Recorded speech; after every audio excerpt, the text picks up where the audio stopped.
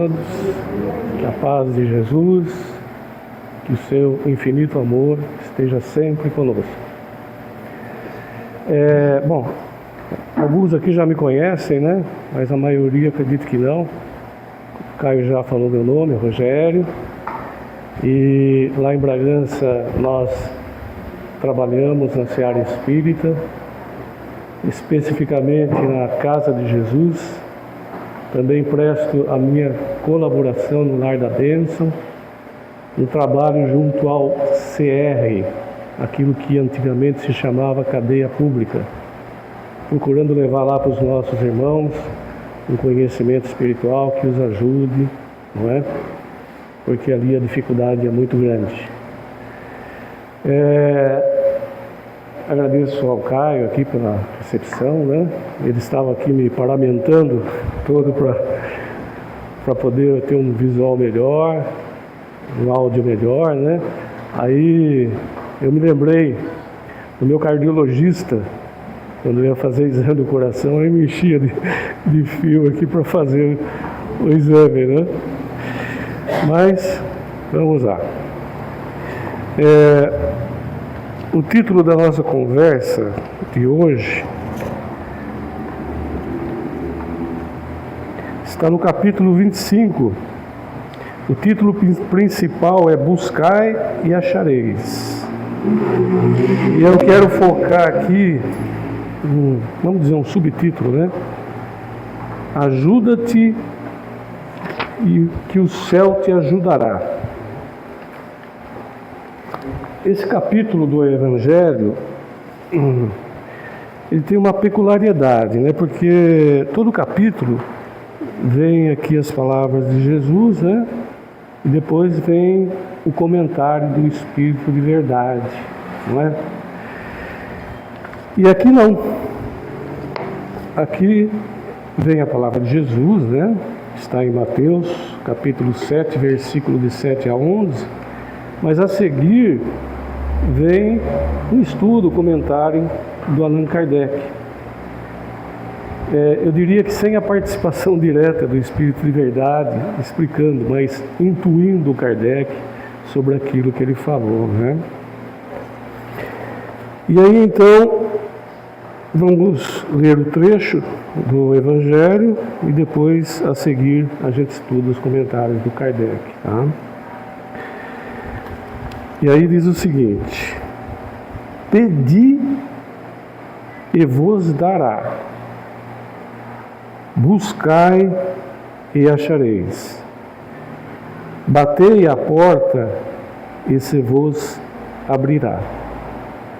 Porquanto quem pede recebe, e quem procura acha, e àquele que bate à porta abrir-se-á. Qual o homem dentre vós que dá uma pedra ao filho que lhe pede pão? Ou, se pedir um peixe, dar-lhe-á uma serpente? Ora, se sendo maus como sois, sabeis dar boas coisas aos vossos filhos, não é lógico que, com mais forte razão, vosso Pai que está nos céus dá os verdadeiros bens aos que lhe os pedirem? A gente percebe aqui, pelo tempo verbal, né, que é uma imposição, né, ao início da fala de Jesus, né? Pedir, né? Parece que está impondo ali, né? Uma coisa imperativa.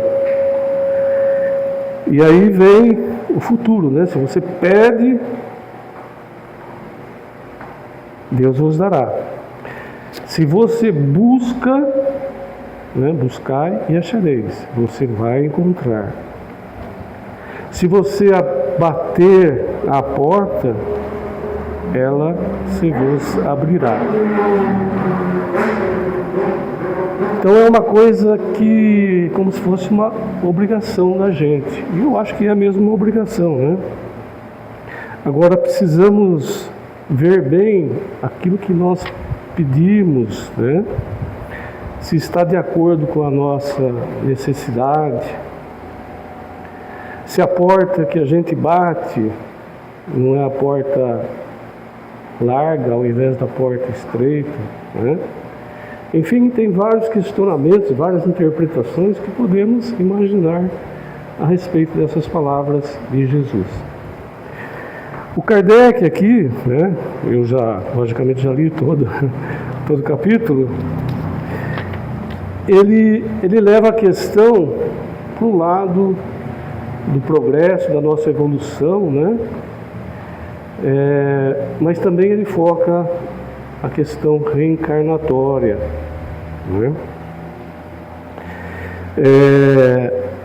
E ele inicia dizendo que do ponto de vista terreno, a máxima buscai e achareis é análoga a esta outra.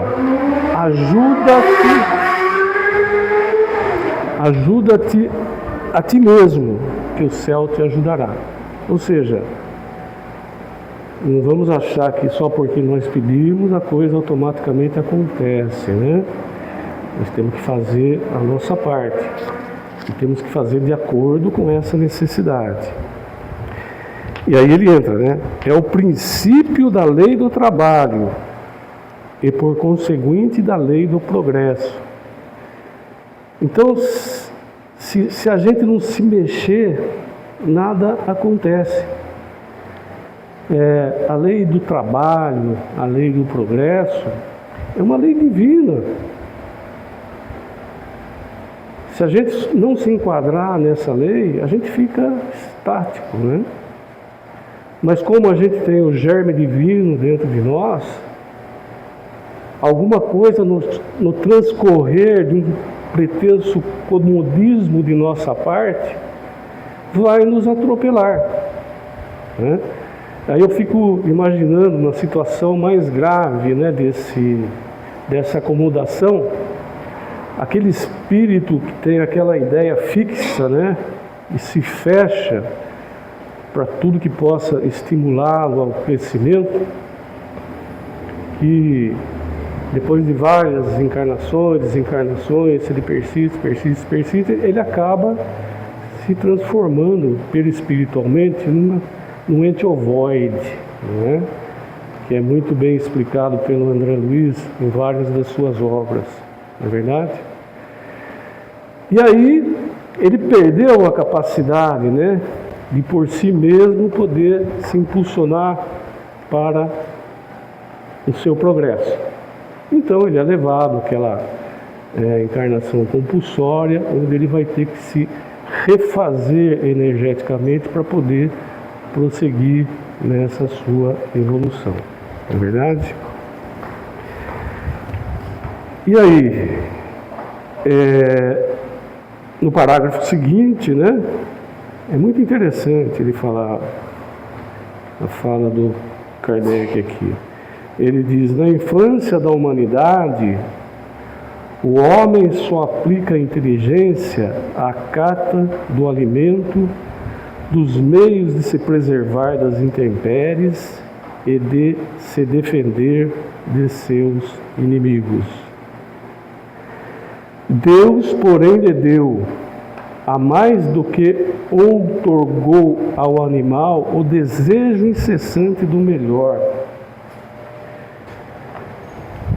Eu achei muito interessante essa frase pelo seguinte, né? Ele trata ali praticamente da nossa evolução, né?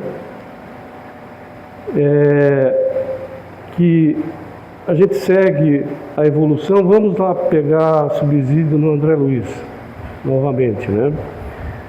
E a gente vê nas obras dele, ele explicando como é que se desenvolve a mônada, ou seja, como começa o espírito a se desenvolver, não é? Isso está na obra Evolução em Dois Mundos. Eu, no começo, tinha muita dificuldade de entender, levei um certo tempo para entender esse desenvolvimento, né? E aí ele explica, né, que começamos no vegetal, não é?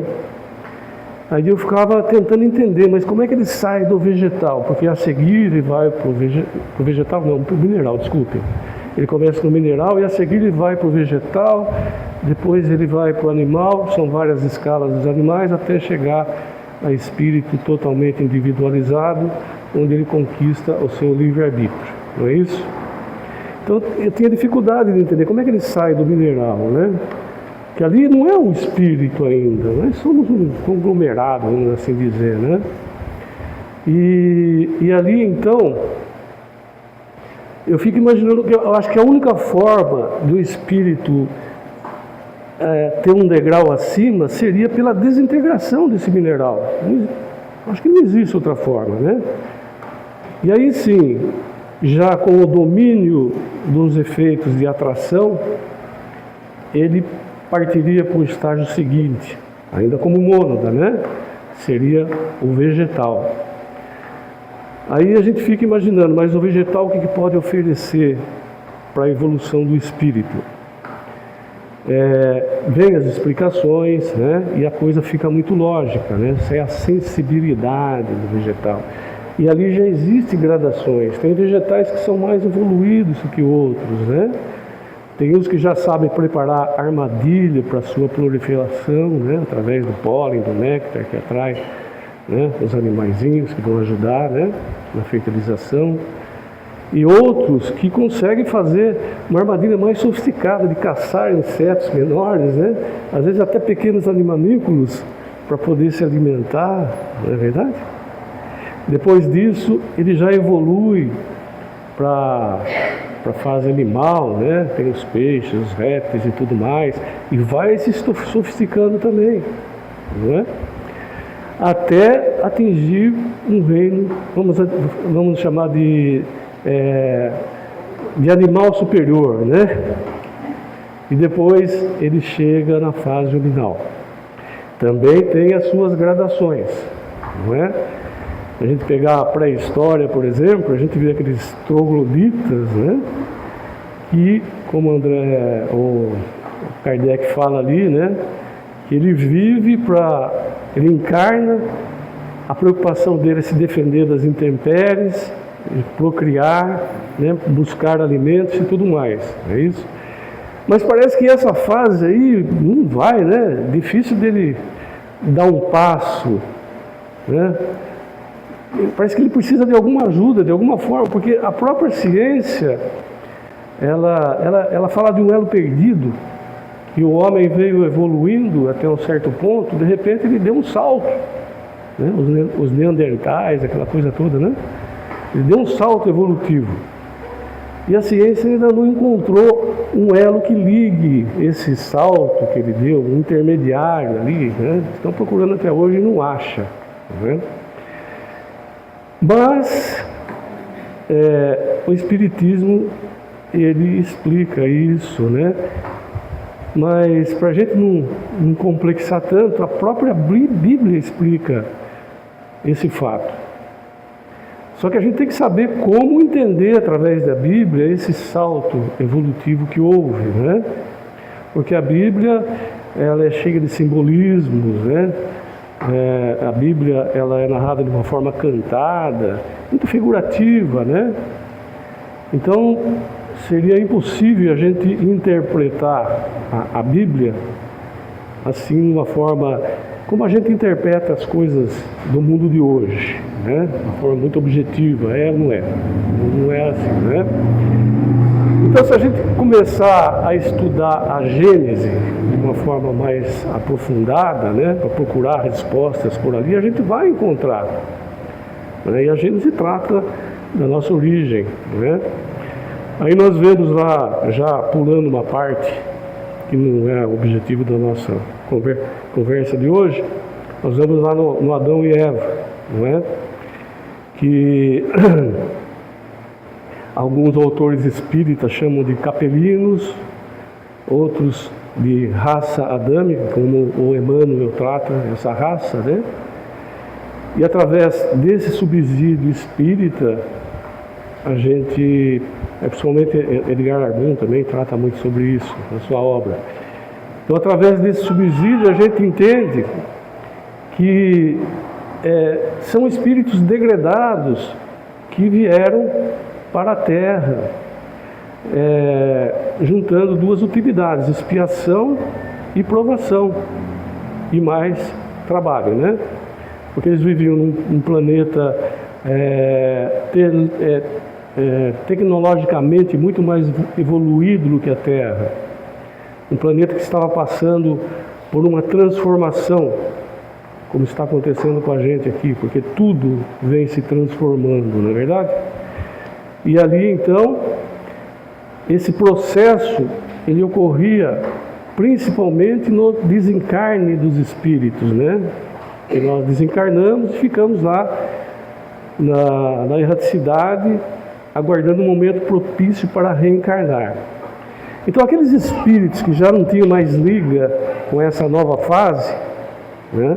Eles estavam passando para planeta de provas e expiações, para plano de regeneração, eles já não tinham mais liga com aquele plano. Então, eles tinham que se reencarnar num outro planeta que ajustasse as suas necessidades, né? Vamos assim dizer. E aí então, né, aquela reunião de governadores planetários e tal, né, de um ajuda o outro, aquela coisa toda, né? Que planeta que seria esse? Tinha que ser um planeta primitivo, um plano primitivo que serviria para esse ajuste, para esse povo, né? E a Terra então foi o planeta escolhido, porque a Terra ela precisava um salto de qualidade, vamos assim dizer, né? E esses espíritos poderiam fazer isso, né? Mas daí, muitos poderiam perguntar, mas e como é que faz? Eles eram mais evoluídos, né? E o perispírito? A gente sabe que o perispírito, ele tem que se adaptar à matéria que ele pode suportar, né? O perispírito, como a gente sabe, ele tem tantas qualidades da matéria como do espírito, né? Mas precisa haver um casamento aí, não é verdade? Porque tem planetas onde predomina determinado tipo de matéria que tem que estar de acordo com isso, né? Planetas mais gasosos, outros que mais líquidos e tudo mais, né? São uma infinidade de coisas que acontece aí. Só que André Luiz vem ao nosso socorro mais uma vez ele, né? Explicando como é que essa adaptação ocorre, falando do corpo mental, porque além do perispírito e o espírito, entre os dois existe esse elemento. Esse corpo mental é esse elemento que faz essa adaptação perispiritual de acordo com o mundo onde tem que se reencarnar, né? Um exemplo muito ilustrativo: Jesus, ele se propôs a reencarnar junto a nós, mas ele estava num plano altamente evoluído, numa vibração que era coisa que é indescritível, a vibração do plano onde Jesus, não vamos dizer que ele encarna, mas ele se adapta, né, nesse plano muito superior. Como é que ele poderia retroceder para reencarnar na Terra? Aí o André Luiz explica também em Evolução em Dois Mundos, que esse corpo mental, ele guarda a lembrança da sua evolução. Então está automatizado nele. Então ele seleciona lá, né, Terra, né, já faz as suas análises de forma automática, um computadorzinho ali, né? Então vai ter que ser assim assado para formar esse perispírito. Ele já amolda o corpo material de acordo com a sua necessidade. Então eu acredito que seja dessa forma que esses espíritos conseguiram modificar o perispírito que predominava no ambiente terreno para dar a forma que acomodassem eles no corpo material. Não é? Logicamente que essa adaptação, ela não é 100%, né? Porque muitas coisas, muito conhecimento tecnológico que eles já tinham na sua consciência, em virtude da diminuição vibratória que o corpo oferece, eles não conseguiam lembrar de tudo.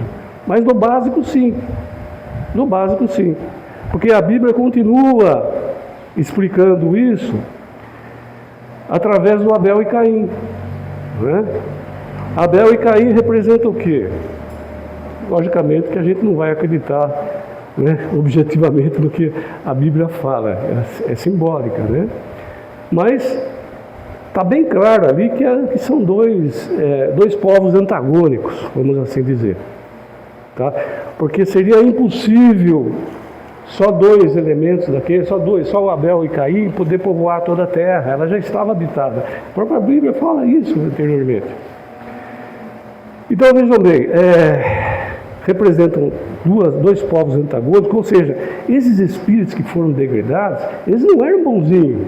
Se eles foram degradados de lá, porque a moral deles ainda é imperfeita, eles eram ainda belicosos, não é? Eles ainda eram muito ligados às coisas materiais, não é? Hoje em dia acontece isso na Terra, nós temos uma tecnologia que está evoluindo a passos largos, não é? Mas a questão moral está muito aquém ainda dessa evolução.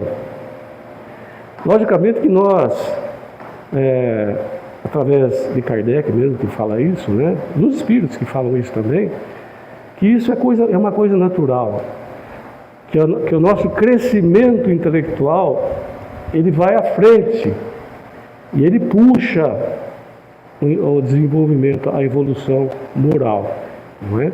Então está tudo dentro dos conformes. Então esse povo era um povo ainda belicoso, né? E a gente vê que eles eram altamente tecnológicos, porque o Caim, né, quando aparece a notícia dele a seguir, ele já era construtor de cidades,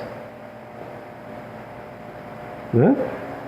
A gente vê lá na Bíblia, ele construiu a primeira cidade, ele deu o nome de Enoque, em homenagem a seu filho. Olha, já tem filho, tá vendo? Ele deu o nome de Enoque. E aí a gente puxa para a civilização da antiguidade, né? A mesopotâmica, a egípcia e muitas outras, né? Eles eram altamente tecnológicos. Quantas coisas eles não trouxeram, quantos inventos eles não trouxeram para a gente, não é? Então eles trouxeram muita coisa boa, ao lado de coisa ruim também, né? Que a Bíblia cita os vigilantes.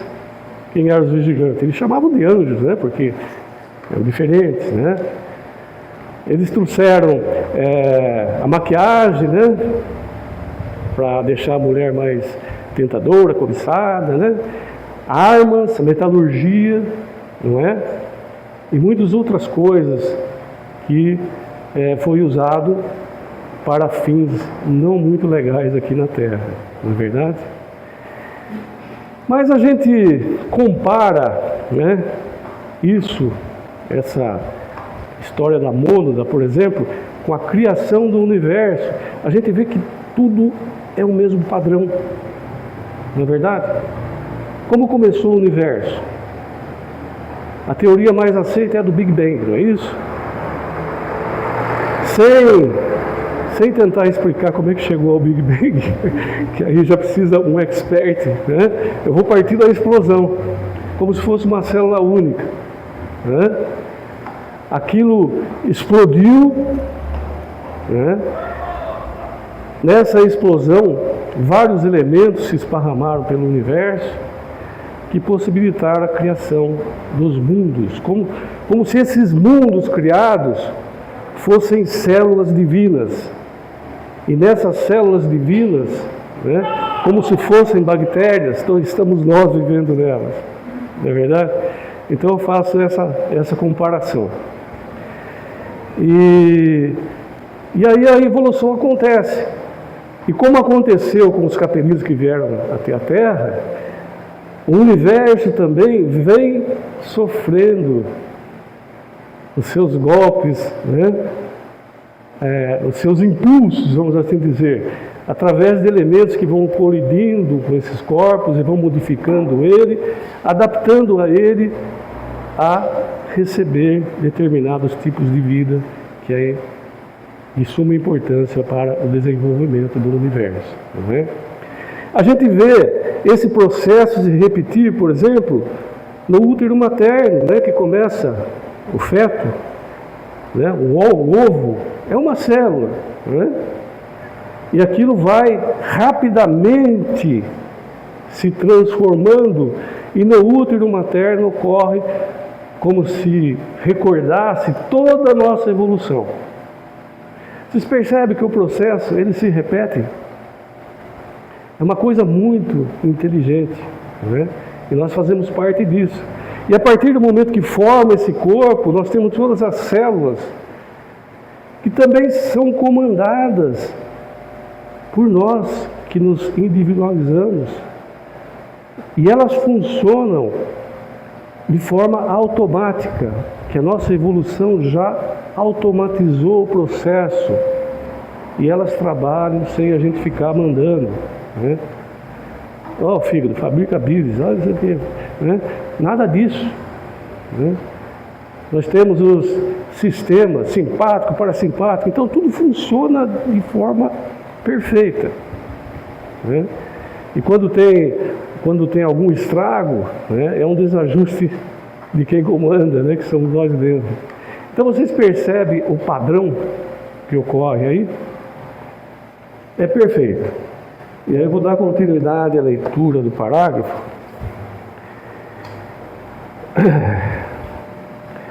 Então vamos lá. Melhor começar outra vez, né? Na infância da humanidade, o homem só aplica a inteligência à cata do alimento, dos meios de preservar das intempéries e de se defender dos seus inimigos. Deus, porém, lhe deu a mais, estou repetindo, do que outorgou ao animal o desejo incessante do melhor.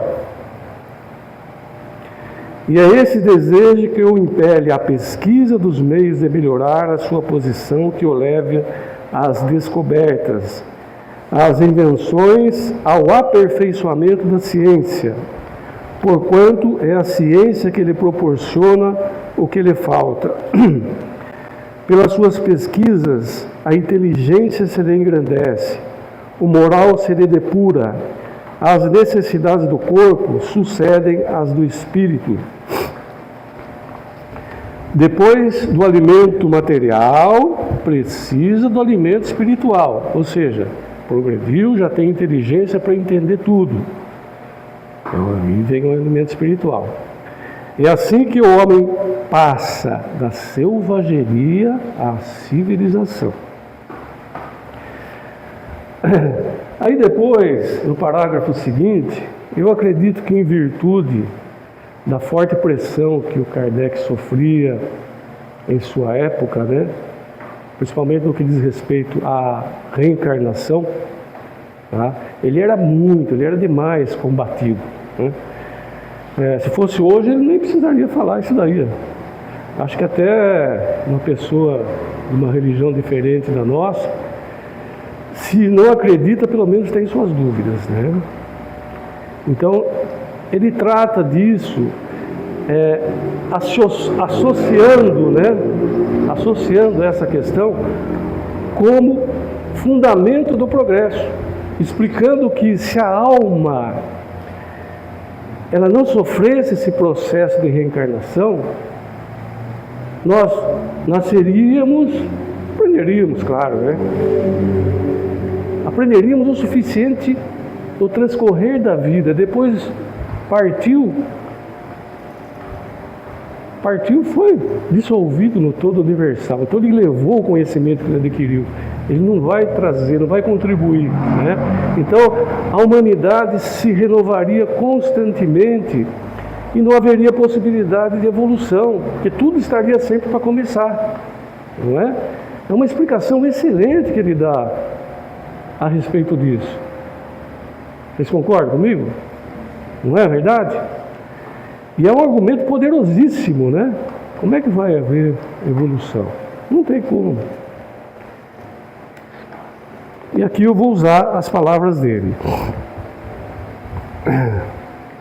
Mas bem pouca coisa é imperceptível mesmo em grande número deles, o progresso que cada um realiza individualmente no curso da vida. Como poderia então progredir a humanidade sem a preexistência e resistência da alma? Se as almas se fossem todos os dias para não mais voltarem, a humanidade se renovaria incessantemente com os elementos primitivos, tendo que fazer tudo, de aprender tudo. Não haveria, nesse caso, razão para que o homem se achasse hoje mais adiantado do que nas primeiras idades do mundo, uma vez que a cada nascimento todo o trabalho intelectual teria que recomeçar.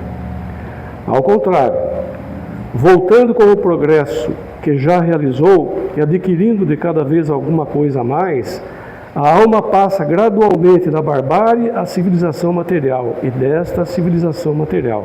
Tá? E depois no parágrafo seguinte, né, ele vai falar que se Deus isentasse o homem do trabalho, né, seus membros seriam atrofiados. Uma coisa lógica, né? Nós temos o nosso corpo. Se a gente inibe ele em determinada função vital, aquela função, ela deixa de existir, né? Nós temos o corpo apropriado ao trabalho, não é? Então temos que usá-lo na máxima potencialidade que a gente puder, para que ele se desenvolva harmonicamente, não é? Se nos isentasse de pensar, de receber tudo pronto, né, ou venha a nós, não é? Nós não teríamos raciocínio, teríamos tudo bobão, né? Então, tudo que nós temos é para o uso. Volto a repetir a questão do void, né? Que não é um castigo divino, né? Não é um castigo divino. Então Deus quer que todos evoluam. Então Ele passa por situações muito difíceis na vida, porque quando ele chega nesse ponto, até ele reconstituir a sua capacidade de ser uma criatura normal, são várias encarnações, não é fácil não, né? Mas Deus, Ele deixa chegar nisso, porque suas leis são estabelecidas, a própria lei vai impulsioná-lo, não é verdade? Eu considero assim a nossa evolução como a gente construindo degraus, né? Só que não é uma escadinha perfeita, né? Como a gente entra no prédio, tudo perfeitinho, a gente vai subindo, né? São degraus que a gente constrói determinando o nosso tempo. Então, a gente faz um degrau, evolui rápido, um degrau, né? Uma alturinha baixa, né? De repente a gente se arrasta, né? Mas consegue evoluir um tantinho, então é um degrau mais pesado, né? E de repente a gente se acomoda, então a gente fica parado, né? Enquanto que o outro, que aproveitou melhor, ele faz um degrau mais suave, mais rápido, né? E vai chegar num determinado ponto que você não precisa mais fazer esforço, parece que você vai por inércia, subindo, né? Quando o espírito chega num degrau muito avançado, aquilo já está tudo automatizado nele, né?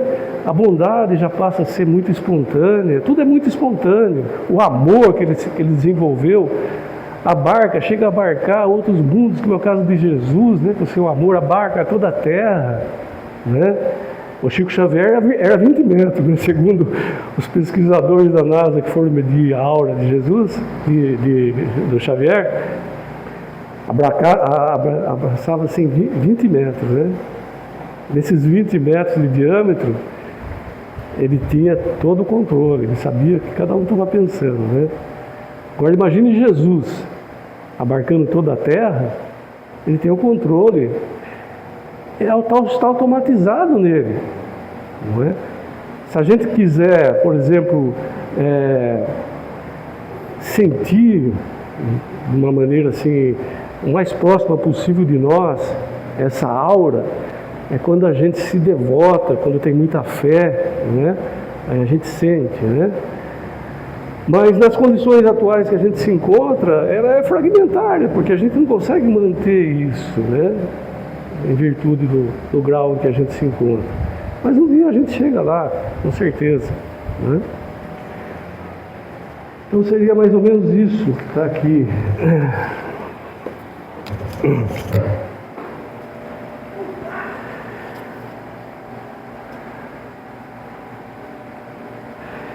Se Deus houvesse isentado do trabalho do corpo humano, seus membros se seriam atrofiados.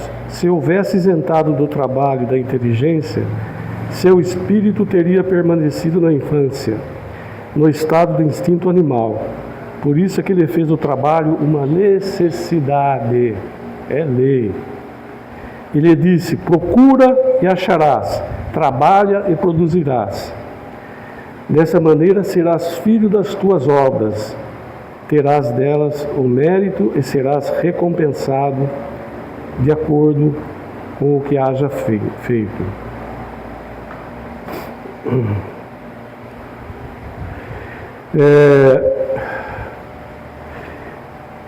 Aí Kardec, né? Kardec, no 5º parágrafo, ele fala: do ponto de vista moral, essas palavras de Jesus significam: pedi a luz que vos clareie o caminho, e ela vos será dada. Pedi forças para resistires ao mal, e as tereis. Pedi assistência dos bons espíritos, e eles virão acompanhar-vos. E como anjo de Tobias vos guiarão. Pedi bons conselhos, e eles não vos serão jamais recusados. Batei a nossa porta, e ela se vos abrirá. Mas pedi sinceramente, com fé, confiança e fervor. Apresentai-vos com humildade e não com arrogância. Sem o que sereis abandonados a vossas próprias forças, e as quedas que derdes serão um castigo do vosso orgulho. Tal o sentido das palavras: buscai e achareis, batei e abrir-se-vos-á. E aí a gente liga, né, com o início, né, da parábola de Jesus. Muitos aqui são pais, né? Se o filho precisa de pão, ninguém vai oferecer pedra para o filho. Ou seja, o filho precisa do alimento espiritual, acima de tudo, né? Então nós não vamos ficar alimentando ele de matéria, porque senão essa pedra pode voltar sobre nós mesmos. Esse filho pode um dia tirar essa pedra sobre nós. Então, se ele precisa de pão, por que nós vamos ficar alimentando ele com pedra? Não é? Deus faz a mesma coisa para a gente. A nossa reencarnação, ela é trabalhada nos seus mínimos detalhes. Seus mínimos detalhes. E Deus ainda nos dá a liberdade de escolher, né, aquilo que nos seja necessário para a gente recuperar o tempo perdido lá atrás, não é? Mas, uma vez reencarnado, né, e apaga os nossos pensamentos, a vida passada, né, aí é que a coisa pega para valer, não é? Aí que é aprovação, além daquilo que nós pedimos como forma de reajuste, é aprovação, não é? É que nem uma escola, quando a gente vai prestar o nosso exame, aquilo que nós estudamos é aquilo que nós absorvemos. Quando chegar a sentar na cadeirinha lá para fazer a prova, bom, tem gente que cola, né? Mas vamos pôr uma situação normal, né? A situação ideal, né? É eu e eu ali, né? Não tem como fugir da raia, né? Mas nós vestimos a roupa de carne, voltam as sensações, aquela coisa toda, e muitas vezes aquele nosso planejamento, ele sai um pouquinho fora, né? Aquela vidinha metódica não está muito legal, né? Parece que a gente tem uma lembrança intuitiva de que de outra vez era melhor, então a gente pede para Deus: oh meu Deus, ajuda eu a ganhar na loteria. Aí negocia com Deus, né?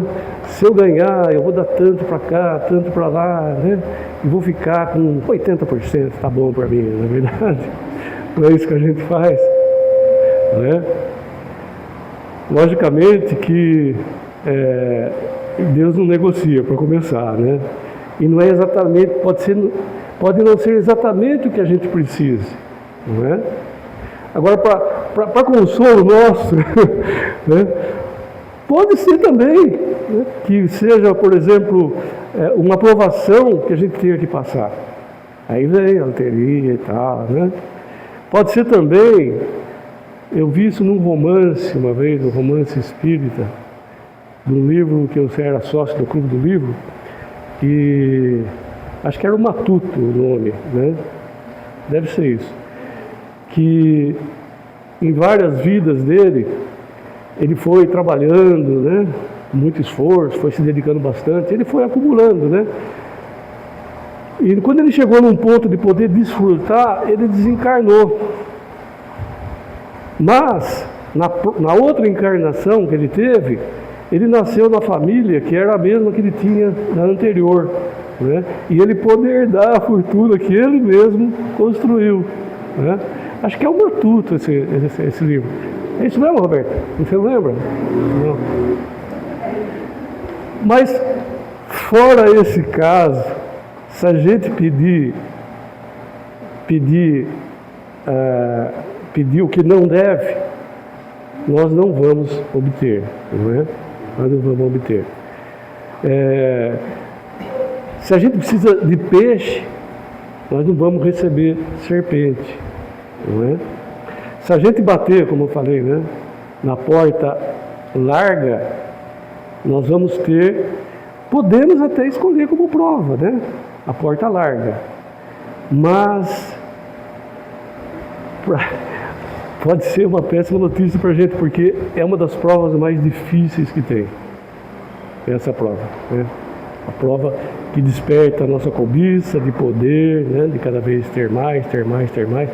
É uma prova dificílima, muito difícil.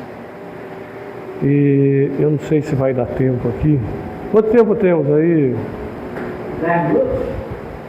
Eu vou tentar em 10 minutos contar uma história aqui que faz parte do nosso estudo da Revista Espírita lá em Bragança, que é a história do Max Medingo, a Revista Espírita de 1861. Alguém já leu? Está no Céu e Inferno também. No Céu e Inferno, na parte das expiações. Então, o Max, ele desencarnou em 1850, né? Na Baviera, na cidadezinha da Baviera, Alemanha. E ele vivia da mendicância, né? E as pessoas não conheciam a sua origem porque ele não tinha família, né? Então ele vivia, embora paralisado em seus membros, acho que pela caridade das pessoas, ele vendia ainda almanaques e pequenos objetos. Vendia ali quando deixavam ele em algum castelo, porque o castelo antigamente é que nem o shopping center de hoje, né? Ele era murado em volta e ali se fazia de tudo, né? Tudo quanto é tipo de comércio que tinha ali, né? Barbeiro, para cortar o cabelo com a faca, dentista, para arrancar o dente com alicate, né? Com a turquesa, sei lá. E comércio de fruta, carne, era tudo ali, né? Então era um ótimo lugar para ele vender os seus penduricados. Mas só que aquilo não era suficiente, claro, né? Ele vivia da caridade das pessoas, né? E aí, de repente, ele conseguia um transporte com uma fazenda, né? E também fazia a mesma coisa. E assim era a vida dele. E ele, alguns anos depois, né, de sua morte, ele apareceu em sonho para a filha de um dos proprietários desse castelo que ele visitava, né? E ele, em sonho, você sabe que quando a gente dorme, o nosso espírito não precisa dormir, né? Nós saímos e entramos em contato com os espíritos. Agora, por que o Max ele foi lá conversar com essa moça, porque ela rezou por ele, fez preces por ele, não é? E ele veio para agradecer pelas suas preces, não é? E ali então ele percebeu, né, que essa moça, ela tinha o desejo de conhecer a sua história, né? Porque ele era um incógnito. E ele então começou a relatar a sua vida anterior àquela, a encarnação anterior àquela, né? E ele conta então que ele fora um conde muito poderoso naquela mesma região da Baviera, onde a mocinha tinha o castelo, né, que era de seu pai, já tinha sido dele, né? Então ele conta aquilo, só que ele fala que ele era muito cruel em todo o seu poder, né? E ele era muito devasso, né? Sua vida consistia em jogatinas, bebidaiada, orgia, né? E ele tinha muitos vassalos, como ele era poderoso, ele tinha muitos vassalos que dependiam da sua proteção, né, do seu concurso para comércio e tudo mais, né? Uma criadagem muito grande, tá? Só que os seus vassalos eram para ele como se fossem objeto, ele se servia desses vassalos, principalmente nas suas prodigalidades, né? Tratavam eles como animais, né? E ele achava que essas pessoas ainda se sentissem honradas por servi-lo, né? Bom, uma vida dessa, né, a pessoa não pode durar muito mesmo, ainda mais que foi lá para a época de 1700, logo depois da Idade Média, né? Recursos científicos muito parcos, e ele morreu cedo. No desencarne dele, quem que ele encontrou? Só algozes. Só algozes cobrando, né, as suas desditas, o seu sofrimento, aquilo que ele sofreu. Criadagem que já tinha partido, né, estava tudo lá esperando ele, né? E o pior de tudo é que aquilo ia engrossando, o caldo ia engrossando, porque cada um que ia desencarnando depois engrossava os seus algozes, né? E ele procurava todo meio, um canto escuro naquele umbral pesado, onde ele pudesse pelo menos não ver essas imagens, né? Ele estava chegando ao cúmulo do desespero. Aí quando ele não aguentava mais mesmo, ele orou: meu Deus, tende piedade de mim. A hora que ele pronunciou essas palavras, não fala pronunciar, porque o Espírito não fala, né? Mas só o pensamento, né? E aquilo é energia. Você imagina a energia que ele irradiou daquilo lá, né? Aí volto a pedir ajuda para o André Luiz. Ele conta, né? Os caravaneiros, quando estão nos umbrais para recolher criaturas em condições de serem amparadas, eles detectam essa necessidade pela vibração de algum ponto, pela claridade que surge em algum ponto. Eles vão lá e falam: esse está maduro, vamos levar, né? Está propício. E tem muitos que pedem ajuda, mas é só da boca para fora, né? E ele então orou com fervor, pediu essa ajuda, né? E ele escutou uma voz: o que queres? Não, antes disso, né, ele falou: até quando, né, eu vou poder suportar esses tormentos? Aí ele escutou a voz: até quando tu quiseres. Ele levou um susto, né? Nossa, é Deus. Você imagina o espírito na situação que ele está, qualquer espíritozinho um pouquinho mais elevado, uma luzinha para ele é Deus, né? Aquela bruta escuridão que não via nada. E ele então se dirigia a esse espírito como Deus, né? E ele então falou para o espírito: o que queres que eu faça? Aí o Espírito orientou.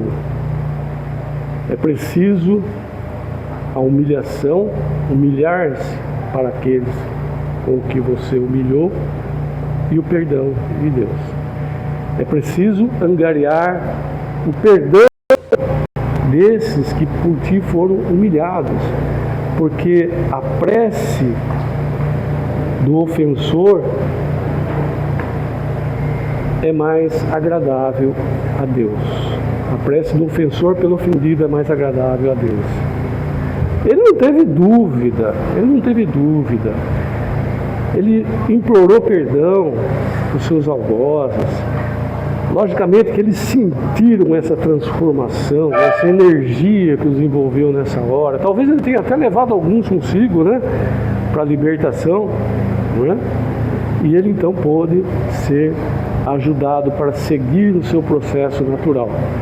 Mas, antes disso ainda, ele solicitou para o Espírito que ele pudesse servir àqueles aos quais ele serviu, né, com muita humildade, muita abnegação. E ele logicamente foi atendido, porque na próxima oportunidade reencarnatória, ele nasceu no meio agrário, né, uma família camponesa, né, e só que ainda jovem, né, seus pais morreram. Ele ficou só no mundo, né? Mas ele trabalhava nas fazendas, ora como operário. Até que com 40 anos de idade, ele sofreu uma doença irreversível, que ele perdeu a locomoção dos seus membros, né? E foi aí então que ele passou a mendigar. Mas ele nunca desanimou, né? Ele viveu mais 50 anos, veja bem, nessa situação, como é que é? O que esse cara sofreu. Acho que ele foi se definhando aos poucos, né? Mas ele sempre agradecia a Deus, né? E ele conta que durante os sonhos dele, ele se via perambulando pelo castelo, admirando as coisas, né, materiais que havia visto, os campos e tudo mais. E ele acordava, né, meio que acabrunhado, mas ele logo reagia e pedia força para Deus. Ele pediu e obteve, e após o seu desencarne, ele se sentiu evoluído, né? Assim conta a história. Então é um grande exemplo para nós. Logicamente que é um caso extremo, né? Tenho certeza que nenhum de nós passa por uma situação que tal, né? Mas vamos pensar muito antes de qualquer reclamação que a gente faça, né? Porque as situações que a gente enfrenta, tenho certeza que a maioria delas foi pedido em nosso atendimento. Nós pedimos, agora olhando do outro lado, né? Nós pedimos no plano espiritual e obtemos aqui na Terra, certo? Então, pessoal, é isso aí. Desejo um bom domingo a todos, tá? Que a graça do Senhor nos ilumine.